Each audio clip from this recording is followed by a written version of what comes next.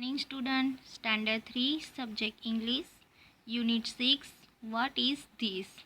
આપણે આગળના વિડીયોની અંદર વોટનો ઉપયોગ કેવી રીતે કરવો તે શીખી ગયા. જ્યારે કોઈ વસ્તુ, પ્રાણી કે પક્ષી વિશે જાણવું હોય ત્યારે આપણે વોટનો ઉપયોગ કરતા હોઈએ છીએ અને વોટની સાથે આપણે ધીસ કે ધેટ લગાવતા હોઈએ છીએ. તો હવે આપણે ચોપડીની અંદર વોટથી પ્રશ્નો પૂછેલા છે તેનો આપણે જવાબ લખતા શીખીશું.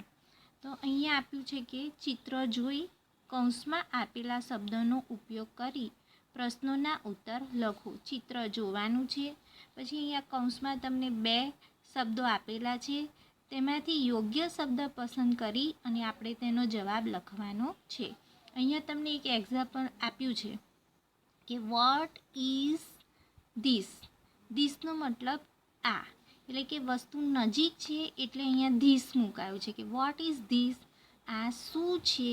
તો જવાબમાં આપણે લખીએ છીએ ત્યારે ધીસ પહેલાં લખવાનું, ધીસની જોડે આપણે IS ઇઝ મૂકવાનું અને જે ચિત્ર છે એ ચિત્ર જોઈ અને આપણે કૌંસમાં જે 2 શબ્દો આપ્યા છે એમાંથી યોગ્ય શબ્દ પસંદ કરીને નીચે લખવાનું.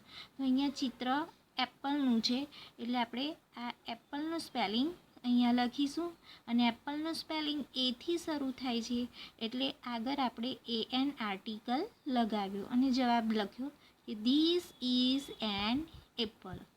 એવી રીતે અહીંયા જુઓ વોટ ઇઝ ધેટ. ધેટ લખ્યું છે એટલે સમજી જવાનું કે બેટ દૂર છે. તો વોટ ઇઝ ધેટ, પેલું શું છે. તો જવાબમાં આપણે લખીશું સૌ પ્રથમ ધેટ લખવાનું કે હવે જ્યારે આપણે જવાબ લખીએ છીએ ત્યારે પહેલો અક્ષર હંમેશા કેપિટલ લખવાનો. ધેટ ઇઝ બેટ.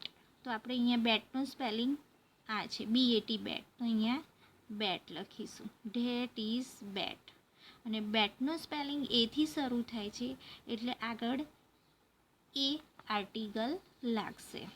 તો ધેટ ઇઝ અ બેટ, બરાબર, પેલું બેટ છે.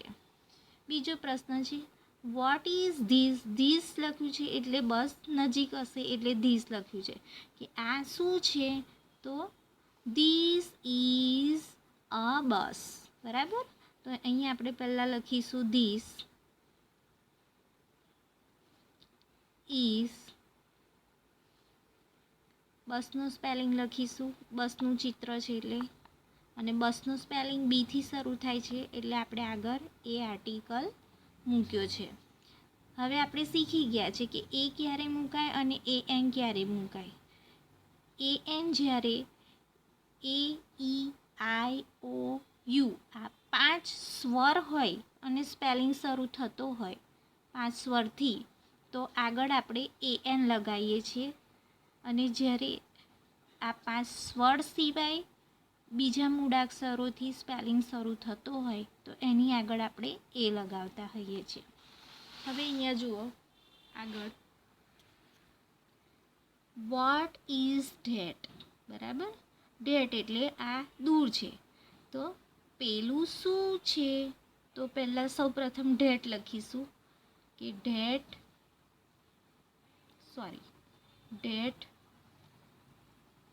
ઇઝ, આ છે ઘુવડ. તો ઘુવડને ઇંગ્લિશમાં આઉલ બોલાય છે એટલે OWL આઉલ લખીશું અને આઉલનું સ્પેલિંગ ઓથી શરૂ થાય છે એટલે એ થઈ ગયો વ્યંજન. એટલે વ્યંજન હોય ત્યારે એની આગળ આપણે AN આર્ટિકલ લગાવતા હોઈએ છીએ કે ધેટ ઇઝ એન આઉલ, બરાબર. હવે જુઓ વોટ ઇઝ ધીસ, બરાબર, આ શું છે. તો આ રીંગણ છે. રીંગણને ઇંગ્લિશમાં બોલાય બ્રિંજલ.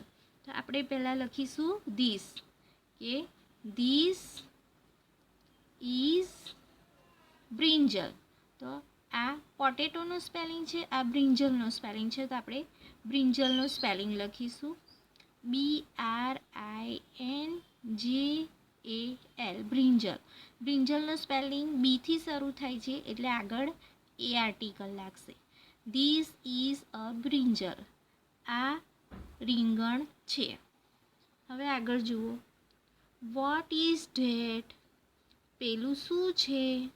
તો ધેટ ઇઝ અ ડોંકી કે હોર્સ? નો, હોર્સ. બરાબર. તો અહીંયા લખીશું that is horse, HORSE, horse. અને હોર્સનું સ્પેલિંગ એચથી શરૂ થાય છે એટલે આગળ એ આર્ટિકલ લાગશે. That is a horse. બરાબર. પેલો ઘોડો છે. પછી આગળ જુઓ, વોટ ઇઝ ધીસ? આ શું છે? તો આપણે બોલીશું કે ધીસ ઇઝ કેપ. બરાબર. અને આ છે UMBRELLA, અમ્બ્રેલા. તો આ અમ્બ્રેલા છે કે કેપ? તો કેપ. તો આપણે જવાબમાં લખીશું this is cap, CAP, cap.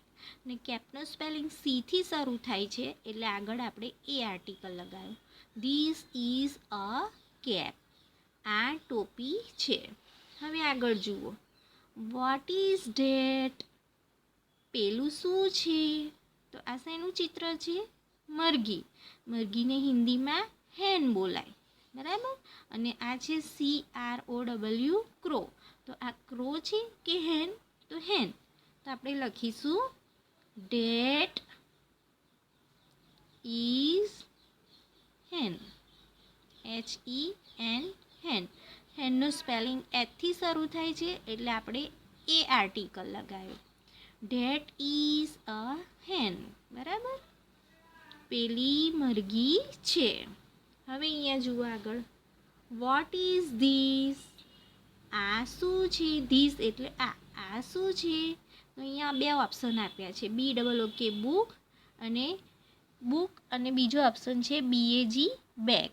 તો આ બુક છે કે બેગ?